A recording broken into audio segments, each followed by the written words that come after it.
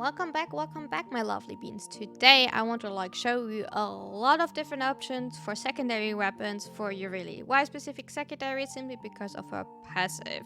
If you like to run other weapons, that is absolutely up to you. I will not tell you what to do. Keep in mind, these weapons, it's a showcase, it's a little bit of one type of build you could run. If you prefer a different build, if you prefer a different element on the weapon, if you prefer a different playstyle, that is all absolutely fine. It is just a little showcase what I find funny on Yareli, or what has funny interactions, or you're hitting the little sweet spot, because of Yareli's passive. So have fun. So for the weapon suggestion. First things first, how does Yareli's passive actually works? Yareli passive is she gains 200% crit chance for secondary weapons when she has been moving for at least 1.5 seconds. That crit chance is additive to the base crit rate of weapons. Just so you know which shots I'm having on for the damage, it's not really affecting it. I do have a max corrosive status, green shard, I have pocket velocity, I have an equilibrium shard, a casting speed shard, and a max energy shard. So I don't have orange shards for extra crit. We do have a long list of weapons. Let's start with the most obvious one, which is obviously the dual Toxocyst. The dual Toxocyst is an Incarnon weapon. To get the damage that we're showing you, you will need the Incarnon form. Without the Incarnon, it will not work. For the first evolution, you gain auto fire and ricocheting. For the second evolution, I chose on ability cast multi-shot, stacks up to 20 times, simply because with Yareli you do spam a lot. For the third one, it is minus recoil, simply for comfort. If you choose something else, that is up to you. And for the fourth evolution, you do use the increased crit chance by 20%. For a build, I personally run Tenet simply because of the extra recoil that you're getting from there. Yes, in addition, I do run steady hands. That is up to you. It's completely negating the recoil. Dual Toxocyst has a unique trait called Frenzy. On headshots, it grants 150% fire rate, ammo efficiency, and 100% toxic damage for 3 seconds. You can keep up that unique trait as long as you're getting headshots. So it's not that it has to run out before it can be reapplied. The toxin damage is additive elemental damage, and it will combine with the elements on your weapon. So when it's active, you will have, in my case, corrosive. The fire rate of dual Toxocyst stacks multiplicative. For a build, it is pretty a standard build. It is a high investment build, I will be absolutely honest. We do running crit chance, we're running galvanized diffusion for multi-shot, we're running prime target taker for crit damage, we're running galvanized shot for the extra status chance. I personally like to run lethal turret for fire rate and multi-shot, prime conversion for the electricity. If you don't have the prime mods, absolutely fine to go with a normal one. I prefer to also go merciless gunfight for puncher because I do use this weapon in Void Cascade, and it's nice to have a little bit more ad clear simply because of the punch through. And we're also using the Hurricane. If you have a Riven, this will be most likely the spot that you're swapping out for your Riven if you don't have really specific stats for your Riven. If you're like me, I do prefer to run secondary fortifier. Once again, target cracker, galvanized diffusion, pistol gambit for crit chance, galvanized shot, lethal turret, merciless gunfight, prime conversion, hornet strike.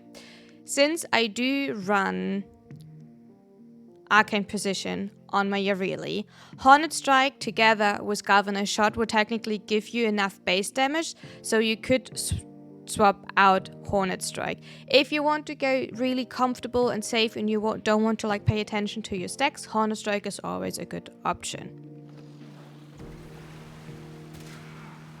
A nice little extra due to Yareli's bubbles, it is nice to simply... I cancelled activating my Incarnon, that will always happen to me.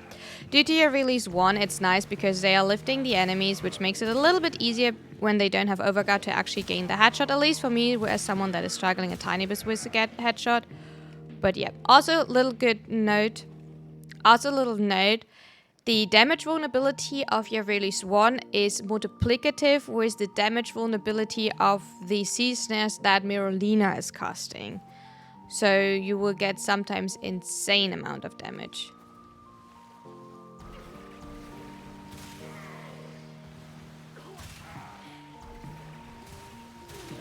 Oh wait, I just realized I do have currently Orican on and we're going against Space Greniers, but you know, we're not talking about it. But that is a tool Toxocyst, absolutely, you know, good weapon, but it's nothing, you know, surprising, right? Second obvious choice is the Furis. Furis, once again, Furis is an Incarnon. You will need the Incarnon to gain the damage that you see.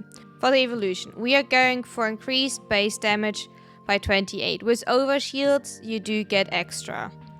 Increased magazine capacity, that is simply up to you, whatever you feel comfortable with, but the Furis does like a little bit of ammo, so it is not the worst to do that. For the last one, I choose the increased base status chance by 28%. 4 builds. 4 builds. The first one that I'm showing you is a pure heat, so you work around the dots of the heat to kill. I personally run Fortifier. You can run Flare if you wanted to, or you can run Deadhead if you wanted to. You're running Heated Charge, Prime version if you have to. Merciless Gunfight for the extra crit damage, and once again for the punch through. Galvanized Shot for the status chance and the base damage.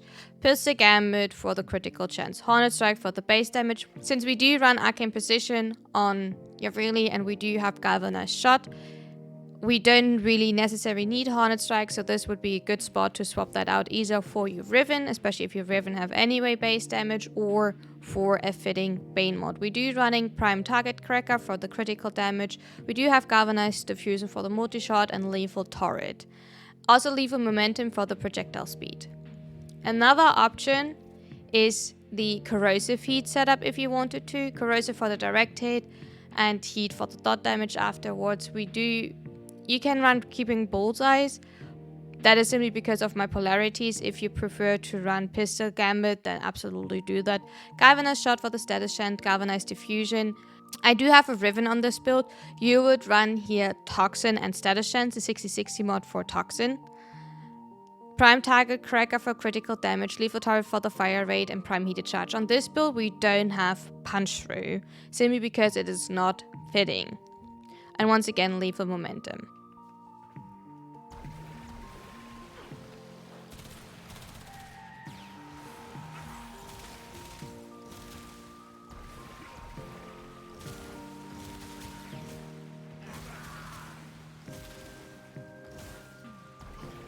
There we go. Really nice damage, especially over time. And the corrosive build looks like that. It's more direct damage. Let me actually spawn. Yeah, 20 of them. This time it works.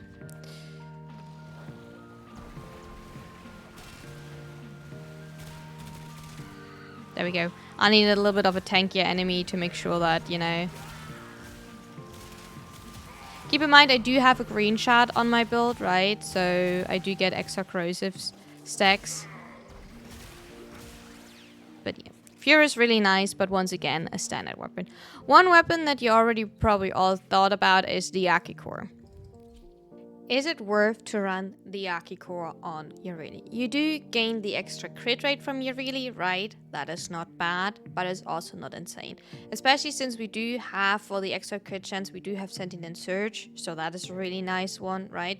You can even run an Innovate setup if you wanted to, if you don't have crit chance on your Riven or from, you know, outside, like with Pistol Gambit. It is good, especially because, you know, Ocucor is always good, right? But it's not the same synergy as, for example, Ocucor and Zareen. I personally, you will see on most of my builds, you will see Fortifier. Do you have other options? Absolutely. Is my loadout called Innovate? Yes, we're ignoring that. We have Galvanized Diffusion for the multi-shot. We have Pistol Pestilence for the 60/60. Sentinel Surge, and that is an absolutely must for the Ocucor. I do have to say that because you do get 20% refill on magazine when on kill, and status chance and crit chance for increased by 60%. Galvanized Shot for the status chance, Target Cracker for the crit damage, Lethal Turret for the fire rate, Prime Conversion for electric. And I do have a Riven with multi-shot damage and crit chance. So here's the thing. For Yareli, since you do have Arcane Precision, it will actually work perfectly fine, because if you don't have the Riven, obviously, because nobody has the exact same Riven as me, you would simply run Pistol Gambit. So because you do get your base damage from Galvanized Shot and from your Arcane. And once again, Ruinous extension for the extra beam range. So what is actually interesting about the Ocucor? The Tendrils can't activate Arcane Pistolier if you want to run Arcane Pistolier. Since they're automatically going for the chest, the main beam can trigger it. So that's like a little extra if you are thinking about using Arcane Pistolier in connection with the Ocucor. But besides that, you know, as soon as you get your Tendrils built up, as soon as you have, like, you know, your stacks, it's a really nice weapon, especially if you want to, like, go through, like, you know, holding down fire and, like, just running through an exterminate. A really nice weapon. It is technically, you can absolutely go to level cap with that weapon, by the way. It's absolutely benefit. If it's, like, necessary or, like, you know, suggested to do that on your Yareli, I don't know.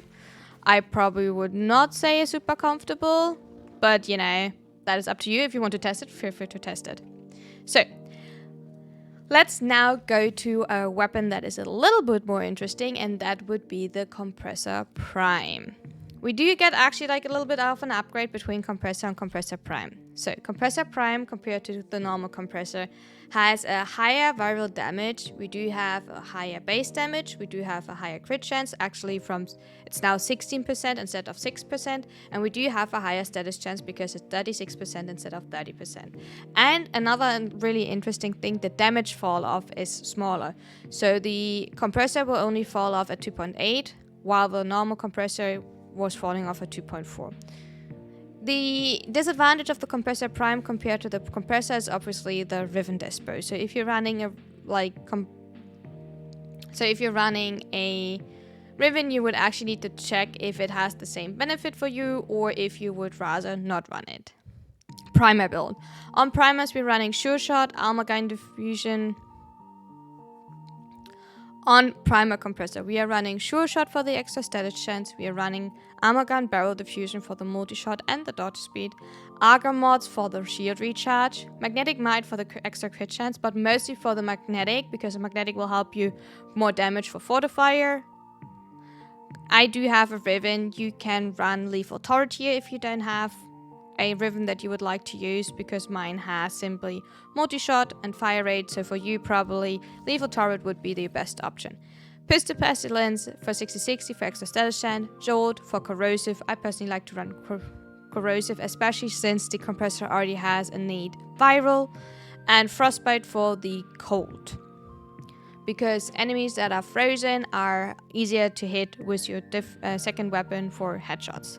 So what is now with Kompressa directly? Why are we not going for a damage version? For that, we are actually using secondary Enervate. For that, we are going Pistol Elements because of the reload speed, which makes it more comfortable, because you do want to, like, fire a little bit more, and the status chance. The status chance is relevant mostly for our Prime Heated Charge. In total, we're running a Corrosive Heat build-up with the innate viral, and we do also have Magnetic Might, which once again will help us to get through Overguard of Threxis. We're running Prime Conversion. We're running, if you don't have the Prime version, run the normal version. We have Target Cracker, Lethal Turret, Pistol Pestilence, Magnetic Might, and Heated Charge. So we're using Myrulina, we're using our one. And then because of the Overguard breaking with the electric dot that we're getting there, we are more or less insta-killing the Threx as soon as the Overguard breaks. So we need to wait till, you know, the bubbles are actually exploding to strip the Overguard, and then the Threx dies. For bigger groups, it's okay, I would say, that setup. It's fun setup. It's not necessary, like, you know... With enemies where you have Overguard, it will definitely be better because of the Overguard breaking, right? But for normal, you know, why not? Don't forget, on Yareli, you do want to move. Don't be like me and standing around, because that will make it like that you don't actually get your extra damage. But yeah, Kompressa Prime. In addition to that, The bubbles explode in a 2.8 meter radius with a short period of time. The initial hit and the explosive applies status separately, and the innate multi-shot of bubbles are 4. And the bubbles, as you see, has a little bit of like travel time, so everything that makes this one going faster are moddable. For the next weapon, we are using the Tenet Cycron. Why the Tenet Cycron over the Nuker? Simply because the crit chance, the status chance, and the base damage are a bit higher of the Cycron, so we do benefit on Yareli a tiny bit more from that. The Cycron deals innate heat damage, which will combine with elements on your weapon. Besides the progenitor, it will also combine with your progenitor. We do run an Innovate setup with Galvanized Shot, Diffusion, Lethal Turret, Convulsion, Target Cracker, Pistol Pestilence, Merciless Gunfight. I will explain in a second why Punch Through, and Heated Charge to multiplicative the heat damage, and once again the Beam Rage. So why are we running Punch Through? Why Punch Through on the Tenet Cycron? The Tenet Cycron is a beam weapon. Usually, when you're using it without Punch Through, you shoot one enemy and 2 enemies around you will be affected in a 7 meter radius for 60% of the damage of the main beam. With Punch Through, this beam is going back and forth. So you simply do get a higher damage output by that. The hitting like a headshot is good for the main beam, but it doesn't affect the damage of the side or like chain beams. For the next weapon, that would be the Lex Prime, which is once again an Incarnon. I do know we have a lot of Incarnon shown, but the Lex Incarnon deals radiation damage and punch through. For the evolution, I did get extra base damage. On Shield Break, you get extra base damage as well. For the second evolution, is minus recall and accuracy. And for the fourth one, it is increased crit chance and increased critical damage. For the build, we're running Deadhead. If you want to run something else, that is absolutely up to you. Innovate is an option. Fortify is an option. And technically, if you run a pure heat build, it would be once again Cascadia Flare as an option. For the build itself, we are running Primed Target Cracker, we're running Primed Pistol Gambit, Galvanized Shot, Galvanized Diffusion, Convulsion, Pistol Pestilence, Fire Rate from Lethal Turret, and Heated Charge.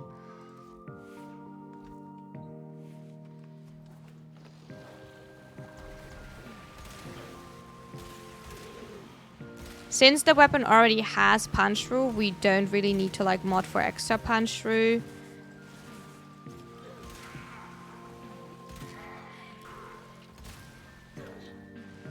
I currently try to run around while shooting to actually make sure that I do get the Yareli buff, because I do sometimes forget that, you know, especially when I'm showing off. I will be absolutely honest. 2 million by the way, nice damage.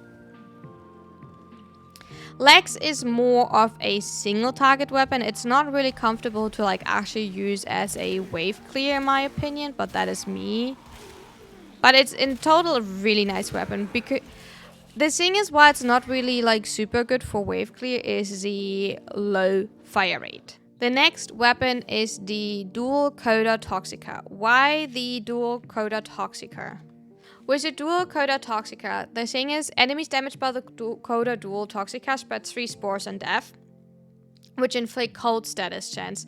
This, in addition, shots infected enemies inflicts 1.5 point damage. That 50% damage vulnerability is multiplicative to the damage vulnerability that Yareli is giving with her 1 and Merolina is giving with Loyal Merolina. For the setup, we are running a Deadhead setup with Merciless Gunfight, Galvanized Diffusion, Target Cracker, Galvanized Shot, Prime Pistol Gambit, Convulsion, Lethal Turret, and Crosshair.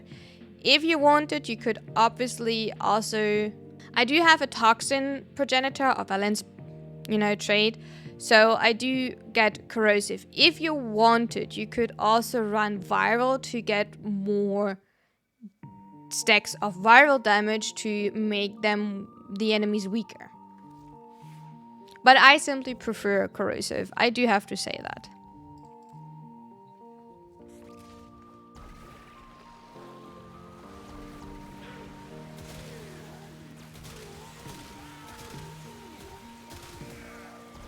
There we go. 1.6. Rather nice. Keep always in mind with base damage, I do have Arcane Precision on my Yareli. This setup, like what I show you a lot of the time, is specifically around Yareli, so you're not wondering why certain things are like they are. It is, you know, a specific loadout or suggestion for Yareli. But I do like Yareli. I do play Yareli a lot, so I wanted to, like, you know, give her a little bit of more spotlight, especially due to her absolutely cute Prime being released. You know, if I hit my headshots a little bit more often, it would be also, like, way more impressive. So, for the next weapon. The next weapon is Akarius. Is there a specific reason why I, like, put Akarius in here? Not really. Besides, you know, Akarius has multiplicative guns here, only on the direct hit. The projectiles have travel time. And since you do have a low magazine capacity, you do want to run most likely pistol ammo mutation. For the build, the unique trait is first that reload speed while sprinting. You know, that is up to you. We're running around anyway. If we're actually sprinting to get that bonus all of the time is besides the point. We do have Hornet Strike for base damage. Once again, since we do have Arcane Precision, you could swap that out for a Bane if you wanted to, or any other mod that you feel like it's missing. You could run a Magnetic mod to have more strength for the secondary fortifier, or, you know, other elements if you wanted to. We do have Target Cracker for the crit damage, Lethal Turret for the fire rate, Pistol Gambit for the crit chance, Galvanized Diffusion for the multi-shot, Prime Fulmination for the explosion itself, and then we're running a corrosive setup. We do have Lethal Momentum here. You can probably also run Blast if you wanted to, and you probably want to make sure that you're knockdown resistant, because otherwise you will knock yourself over because of the explosion. So, definitely fun weapon, definitely fun little weapon to add clear, especially if you would walk around to, like, actually get the higher crit chance, which I absolutely did not forget, you know. Usually, believe me, in missions I'm actually not standing around. There I'm, like, actually quite active to get that, but, you know. But Akarius, kind of funny weapon. So, next weapon is specifically fun because of a unique mod. That unique mod is Deadly Maneuvers. On dodge, gain or roll 400% headshot critical chance. So, here's a little, you know, saying. That crit chance is multiplicative applied after modding. So, you see, we now have a base crit chance of 80%, and we do gain the extra flat crit chance that is based, by the way, off the base crit chance of Yareli. In addition to that, we do have then Deadly Maneuvers on top, right? So, a huge amount of crit chance. For the build itself, we have Galvanized Diffusion for the multi-shot, we have Prime Target Cracker for the crit damage, we have Prime Pistol Gambit for the crit chance, we have Lethal Turret for the fire rate and multi-shot, Galvanized Shot for the status chance, Pistol Pestilence, and Conversion for corrosive. If you prefer to run something else than corrosive, absolutely fine, go for it. Like I said, I do like corrosive. You can swap out elements however you want. You want to run gas? Run gas. Do you want to run blast? Try blast. You want to run viral? Go for it. It is just, I actually prefer corrosive. So, now. Let me spawn some enemies. Let's hope that our arena is hitting the enemies as well, so we do get the nice amount of damage. Let me get my deadhead stacks and then...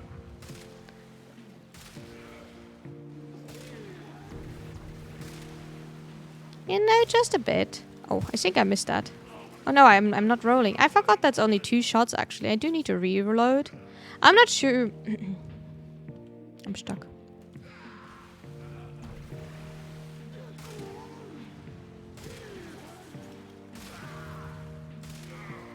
There we go. So really funny if you want to, like, see big numbers.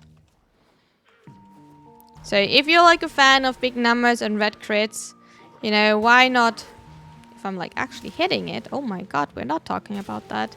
So if you're, like, a fan of like red numbers, you might want to test that. Simply it's because it's fun. The mod, by the way, is available in the Nightwave, so you don't need to worry about it, how to get it. It is simply available from Nightwave, from the Nightwave credits. You probably just have to wait till the right week is available.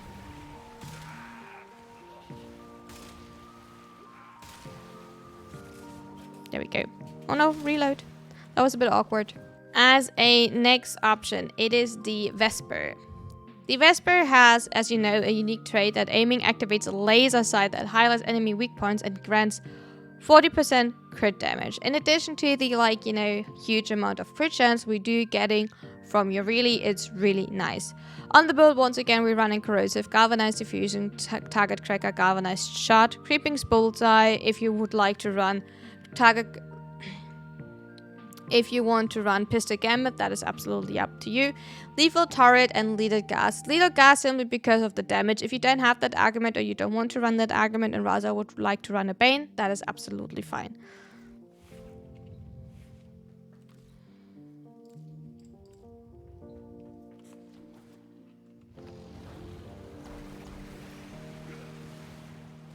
That was a bit awkward. How they're like, you know, little dancey dance. Sometimes they're like falling again. Oh no, reloading. Oh no, reloading. How dare. The Vesper 77 is available from the 1999, so you can either farm the blueprint or buy the blueprint for standing.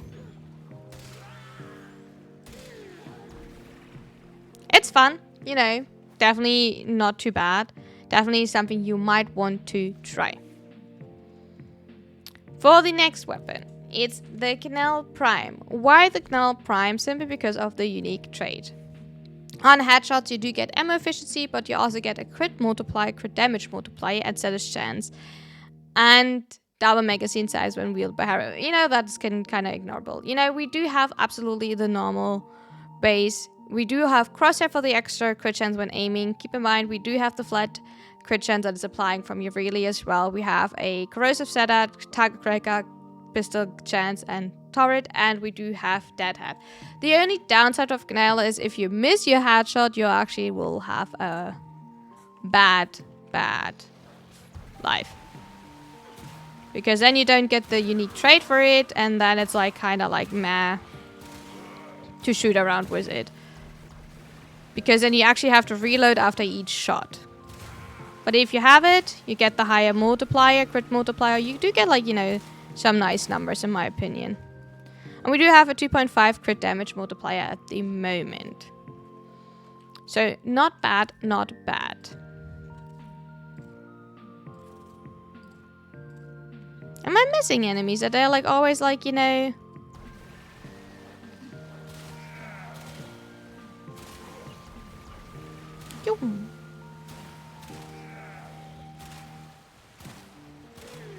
Because I always have 14. But anyway, that's the Knell. If, by the way, the unique trait is active, as long as the timer didn't go down, you can miss a headshot without having to reload. So it's actually just the first shot that you need to, like, initially immediately hit as a headshot to make it not sufferable. So, for the last weapon, that was actually a suggestion from chat and I wanted to test it out. It's the Onos. For that, it's once again an Incarnon. You do get it from Sanctum. This time, we're doing fire rate, reload speed, punch through, and damage. You can technically run Zaras on that for Yareli, because we do want to run Blast, so that would probably enhance the damage even more. For the build, we're running a secondary Deadhead. Keep in mind, if you're running in Sanctums, Deadhead is not really suggested simply because of that headshots are not necessary all weak point spots or the other way around, so most of the enemies in Sanctum don't have headshots as their weak spot. We're running critical damage, fire rate, frostbite and heated charge for blast, pistol gambit for the crit chance, galvanized shot for the status shot, magnetic might simply for the extra crit damage, and you know, magnetic helps you go through overguard if there is overguard, and galvanized diffusion. Galvanized shot, by the way, is multiplicative for the damage once again on the owner, so which makes it like extra interesting.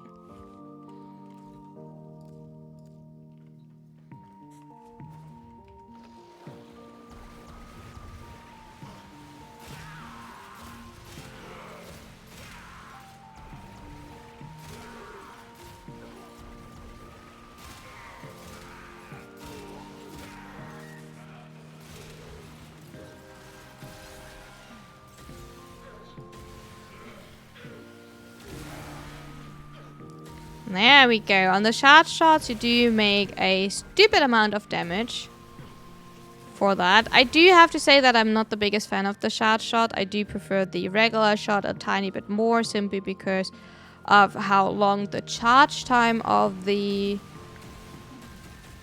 is. So I do prefer the standard shot a little bit more, but that is up to you. But blast damage, especially if you would use Zardas, keep in mind with Zardas you have a little bit of a harder time hitting headshots if you're missing your first headshot, but besides that, you know, fun little weapon as well. Thank you so much for watching. I hope you had an amazing time. Let me know which is your favorite secondary on Yareli. Obviously, I did show some, you know, super obvious one. I also hope that I showed you like little tips and tricks, especially with the multiplicative damage vulnerability of her one and Loyal Myrolina. But thank you so much for watching and see you next time.